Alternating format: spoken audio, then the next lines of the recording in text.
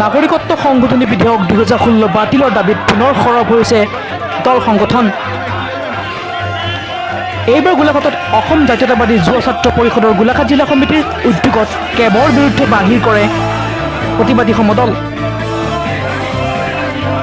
গোলাঘাটৰ নগৰৰ মাজমজিয়াত প্ৰতিবাদী সমদলেৰে চৰকাৰ বিৰোধী বিভিন্ন শ্লোগানেৰে উত্তাল কৰে ছাত্ৰ সংগঠনটোৱে। গোলাঘাট জিলা উপায়ুক্ত কাৰ্যালয়ৰ সন্মুখত ধৰ্ণা কাৰ্যসূচী ৰূপায়ণ কৰি নাগৰিকত্ব সংশোধনী বিধেয়ক 2016 বাতিলৰ দাবী তুলি ধৰ্মৰ নামত ভাগ ভাগ কৰা নচলিব বুলি হুংকাৰ দিয়ে চৰকাৰক।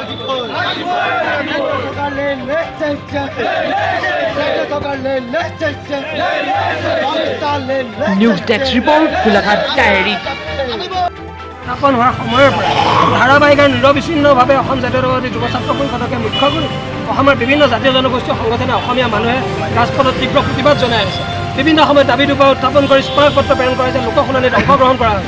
তাৰ পাছতো এই বিগত সময়ছোৱাত ৰাজ্যসভাৰ সদনত যেতিয়া এই বিধেয়কখন উত্থাপিত কৰিব নোৱাৰিলে, তাৰ পাছত পুনৰবাৰ শাসনলৈ আহি নৰেন্দ্ৰ মোদী ডাঙৰীয়াৰ নেতৃত্বাধীন এই বিজেপি চৰকাৰখনে আৰু দুগুণ উৎসাহেৰে আকৌ অসমীয়া জাতিটো নিষেধ কৰিবৰ কাৰণে এই বিধেয়কখন পুনৰবাৰ উত্থাপন কৰাৰ কাৰণে যুঁজা চলাইছে। গতিকে আমি অসম জাতীয়তাবাদী যুৱ ছাত্ৰ পৰিষদে সময় থাকোঁতে স্পষ্ট কৰি দিব খুজিছোঁ, এই অসমীয়া জাতিক নিষেধ কৰিব পৰা এই বিধেয়কখন যদিহে বাতিল নকৰে, তেতিয়াহ'লে তীব্ৰ গণৰোষৰ সন্মুখীন হ'ব এই চৰকাৰখন। আৰু অসম জাতীয়তাবাদী যুৱ ছাত্ৰ পৰিষদে ইয়াৰ কাৰণে যদি প্ৰয়োজন সাপেক্ষে আমি মুখামুখি সংঘৰ্ষত লিপ্ত হ'বৰ কাৰণে সাজু। মূল কথা হ'ল এটা যে বিতৰ্কিত বিধেয়কখন কোনো কাৰণতে গৃহীত হ'ব নোৱাৰে।